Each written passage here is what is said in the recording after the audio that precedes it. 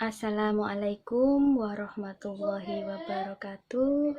Bertemu lagi dengan saya di materi pelajaran agama bab 4 sekarang ya. Gimana kabarnya anak-anak semua? Sudah siap menerima pelajaran? Bab 4 ini kita akan membahas tentang zakat. Zakat itu termasuk dalam rukun Islam. Adapun tujuan pembelajaran kita pada kali ini adalah yang pertama, memahami ketentuan zakat fitrah. Yang kedua, memahami ketentuan zakat mal.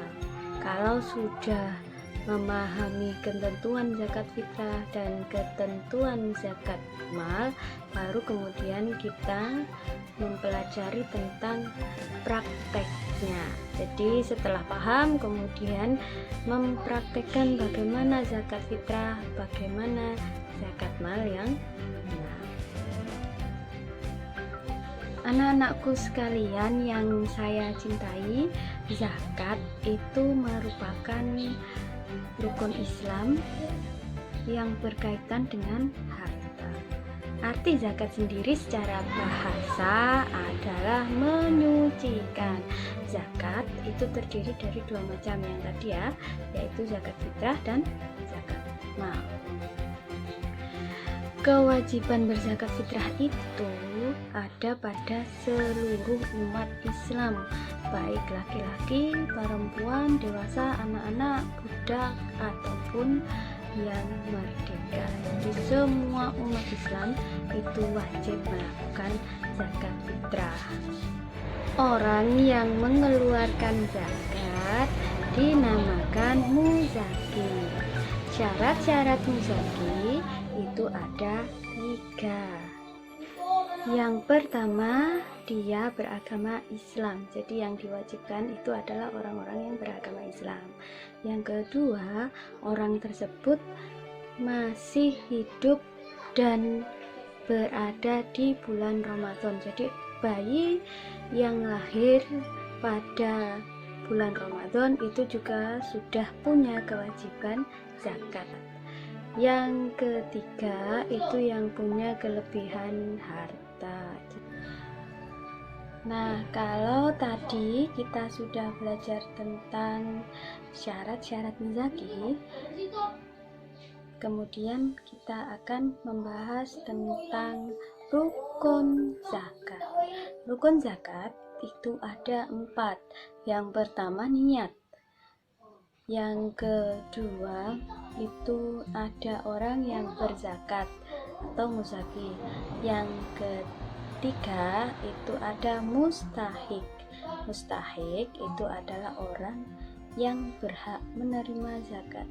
Yang keempat adalah adanya harta yang diperuntukkan untuk zakat. Sekarang kita membahas tentang waktu zakat. Ada 3 waktu zakat. Yang pertama yaitu waktu takjil.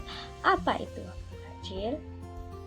Waktu takjil adalah waktu pemberian zakat yang dilakukan selama awal bulan Ramadan sampai hari terakhir bulan Ramadan pada waktu berbuka. Itu hukumnya diperbolehkan. Yang kedua adalah waktu wajib.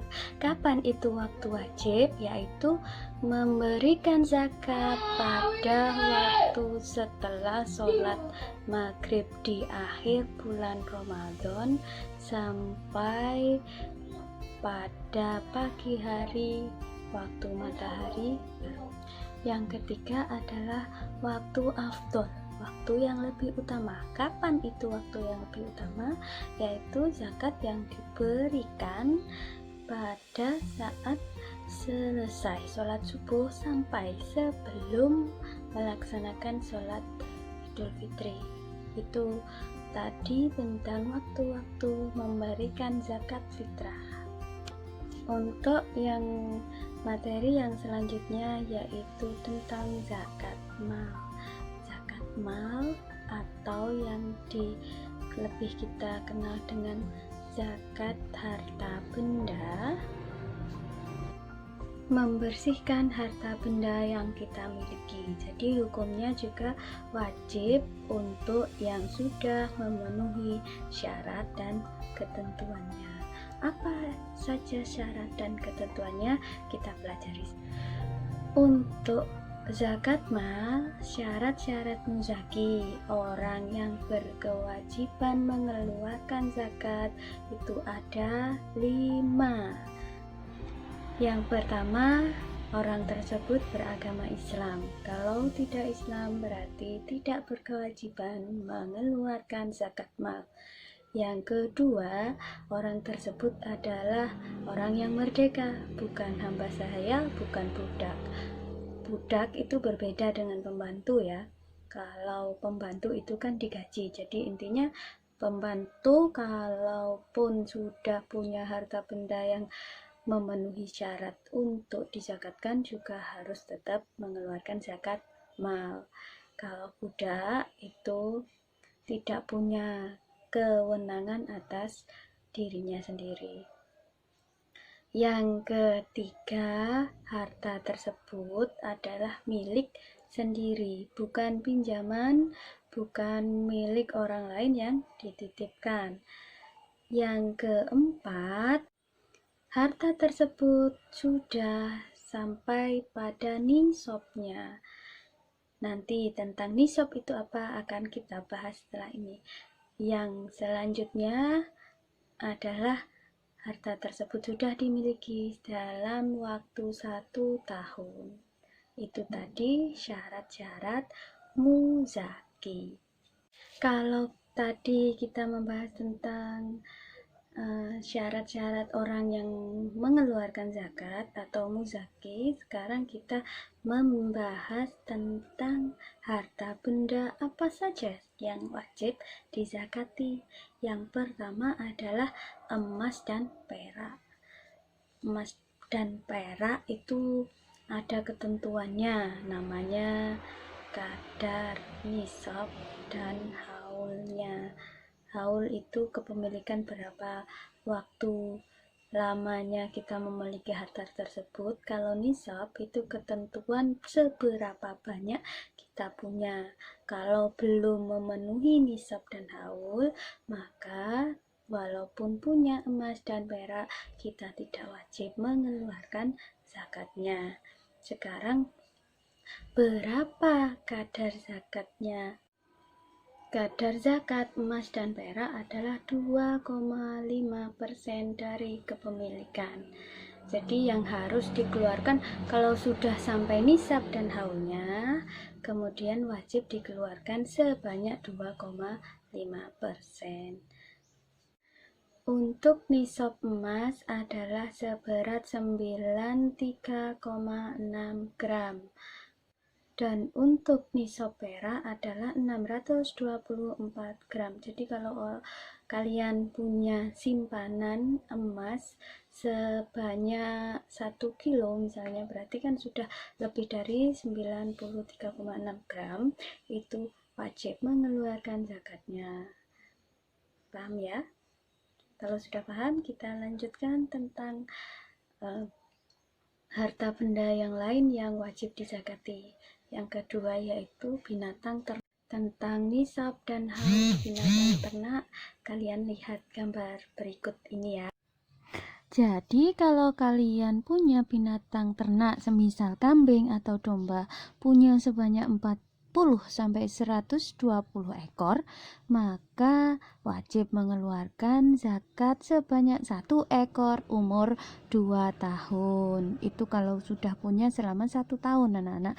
Jadi kalau misalnya kalian punya kambing 121 ekor sampai 200 ekor, maka wajib mengeluarkan zakat 2 ekor umur 2 tahun. Demikian seterusnya. Jadi kalau kalian mau mempelajari ini, ada di buku paket kalian halaman 71. Silahkan dibuka dan dipelajari ya. Harta perniagaan. Harta perniagaan itu adalah perdagangan. Kadar zakatnya itu sama seperti emas dan perak. Berapa yang harus dikeluarkan? Itu 2,5%. Kemudian nisab dan haul juga sama dengan emas. Jadi harga emas pada tahun ini berapa, dicocokkan dengan kepemilikan atau barang-barang yang ada di tokonya. Kalau sudah sampai nisabnya, berarti tahun tersebut orang yang punya toko juga wajib mengeluarkan zakat. Yang keempat yang wajib dizakati itu harta pertanian, hasil di bumi. Tidak seluruhnya wajib dikeluarkan zakat, tapi juga ada ketentuannya. Apa saja ketentuan? Ketentuannya adalah kalau sudah sampai nisabnya adalah 750 kg.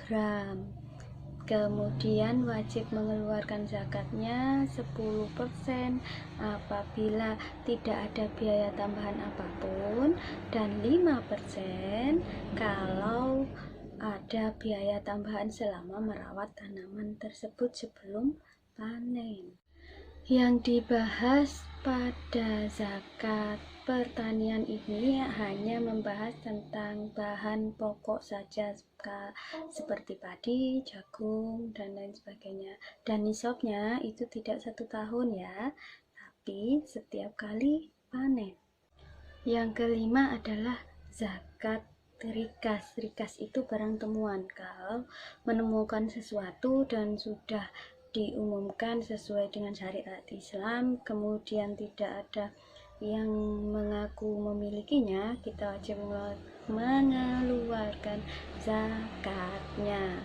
Berapa banyak zakat yang harus dikeluarkan? Itu ada 20%, karena barang temuan jadi lebih banyak ya anak-anak.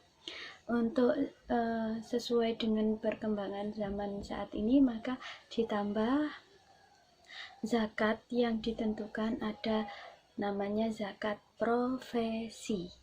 Zakat profesi ini disamakan dengan zakatnya emas. Kadar zakatnya berarti 2,5%, terus kemudian nisabnya juga mengikuti nisab emas. Sampai di sini paham anak-anak? Kalau tidak paham, bisa kalian ulang videonya. Kalau memang diulang tetap belum paham, silahkan menghubungi saya, bisa via WA atau di kolom komentar juga boleh ya. Nah, untuk pembahasan selanjutnya yaitu tentang orang-orang yang berhak menerima zakat. Jadi tidak semua orang itu berhak menerima zakat ya anak-anak. Jadi ada ketentuannya. Ada 8 golongan orang-orang yang berhak menerima zakat. Yang pertama fakir, miskin, amil, ghorim, fisabilillah, mu'alaf, rikab, ghorim, dan ibnu sabil. Tentang siapa saja mereka, silahkan kalian pelajari di buku kalian di halaman 73. Kalau sudah belajar, kemudian silahkan kalian ringkas materi ini di buku tulis. Baik, demikian tadi yang bisa saya sampaikan anak-anak. Semoga kalian tetap bisa memahami apa yang saya sampaikan tadi. Kalaupun ada yang tidak paham, bisa diulang videonya. Kalau diulang videonya masih tetap tidak paham, silahkan kalian bertanya pada saya, bisa lewat kolom komentar, bisa di WA saya. Sekian, saya akhiri. Assalamualaikum warahmatullahi wabarakatuh, dan sampai jumpa pada pertemuan berikutnya.